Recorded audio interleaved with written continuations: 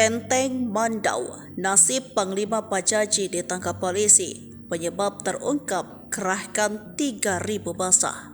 Viral di media sosial, Agustinus Luki atau yang akrab dikenal Panglima Pajaji ditangkap polisi. Salah satu Panglima suku Dayak itu ditangkap bersama sejumlah masyarakat di Kabupaten Kapuas, Kalimantan Tengah. Penangkapan itu diduga buntut dari aksi demo yang dilakukan oleh masyarakat adat bersama pasukan Patak Padaki yang dipimpin oleh Panglima Pajaji, Agustinus Luki. Menurut informasi awalnya, mereka berjuang membela tanah masyarakat adat Dayak yang dikuasai oleh pabrik kelapa sawit di Kabupaten Kapuas, Kalimantan Tengah. Dari narasi di media sosial, sebelumnya Panglima Pajaji bersama pasukannya dikabarkan memimpin aksi unjuk rasa di sebuah perusahaan kelapa sawit yakni PT Life Agro Kapuas di Kecamatan Kapuas Barat, Kabupaten Kapuas pada Kamis 4 April 2024. Dalam surat pemberitahuan yang disampaikan ke Polres Kapuas, Panglima Pajaji mengerahkan lebih dari 3.000 massa. Massa itu baik dari pasukan misterius Patak Padaki Borneo maupun dari aliansi masyarakat. Dalam aksi ini, massa menuntut agar perusahaan kelapa sawit melakukan ganti rugi terhadap lahan masyarakat adat Dayak. Setidaknya 10 orang diamankan bersama Panglima Pajaji, Agustinus Luki.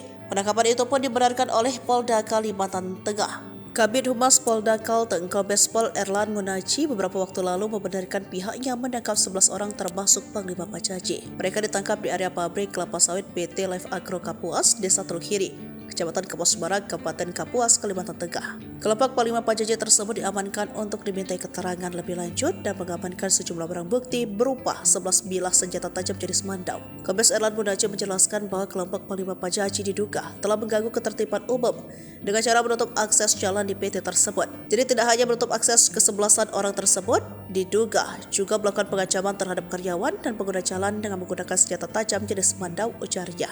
Hal tersebut tentu menjadi atensi dari pihak kepolisian untuk melakukan antisipasi terjadi hal-hal yang tak diinginkan.